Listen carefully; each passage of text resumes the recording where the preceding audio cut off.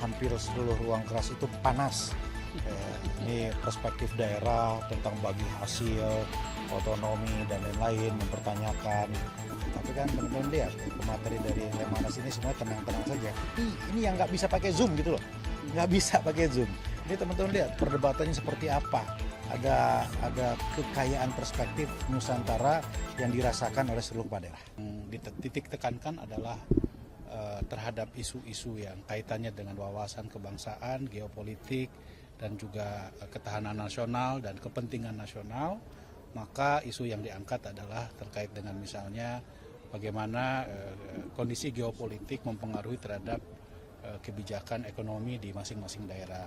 Apa langkah-langkah yang harus dilakukan oleh daerah atau pemerintah daerah untuk mengantisipasi dan memitigasi tekanan ekonomi global tersebut, dan bagaimana menjadikan itu sebagai sebuah peluang untuk meningkatkan misalnya bagaimana diversifikasi komoditas yang perlu didorong, termasuk juga mempermudah bagi proses investasi di masing-masing daerah tersebut. Tetapi tentu yang harus dikedepankan oleh para kepala daerah adalah soal kepentingan nasional. Karena bagaimanapun kita tahu bahwa Indonesia merupakan negara yang memiliki kekayaan alam yang pemerintah pusat sendiri kan sudah memiliki prioritas bagi program hilirisasi dan reindustrialisasi terhadap komoditas-komoditas tersebut. Maka pada sesi terakhir dari Lembaga Ketahanan Nasional ini adalah bagaimana para kepala daerah mendiskusikan terkait dengan isu-isu yang kaitannya dengan geopolitik, ketahanan nasional, kepentingan nasional, dan ideologi kebangsaan yang harus dimiliki dan menjadi pedoman bagi kepala daerah nanti pada saat mereka bekerja di masyarakat begitu. Kira-kira itu. Pak, izin terkait tadi kan diskusinya berjalan dengan panjang, mungkin ada atensi dari Lemhanas terkait masukan-masukan dari kepala daerah apa saja gitu ya? Ya, secara umum sebetulnya 2 hari ini kita lebih banyak menggambarkan tentang situasi geopolitik nasional dan bagaimana konstitusi kita menjadi pedoman di dalam proses pengambilan kebijakan bagi pemerintah daerah. Nah, nanti tentu ini semua akan ditindaklanjuti dengan formulasi kebijakannya pada pemerintah pusat terkait dengan kementerian-kementerian terkait gitu, yang memang menjadi kewenangan dari pemerintah pusat dan disinkronisasikan dengan pemerintah daerah.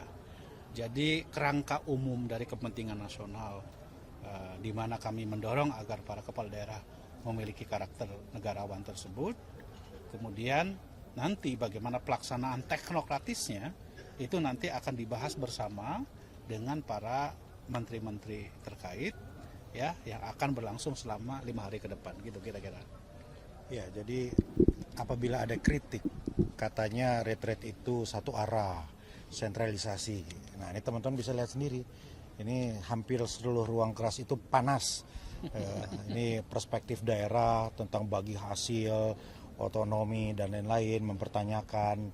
Tapi kan teman-teman lihat ya, pemateri dari Lemhanas ini semua tenang-tenang saja, sudah terbiasa, dan nanti yang paling penting adalah mengkanalisasi itu. Jadi ini terjadi dialog interaktif tadi itu satu. Yang kedua kan satu sama lain mendengar.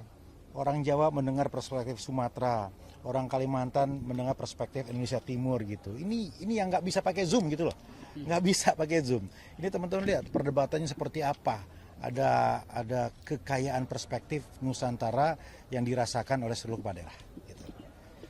Ya, cukup.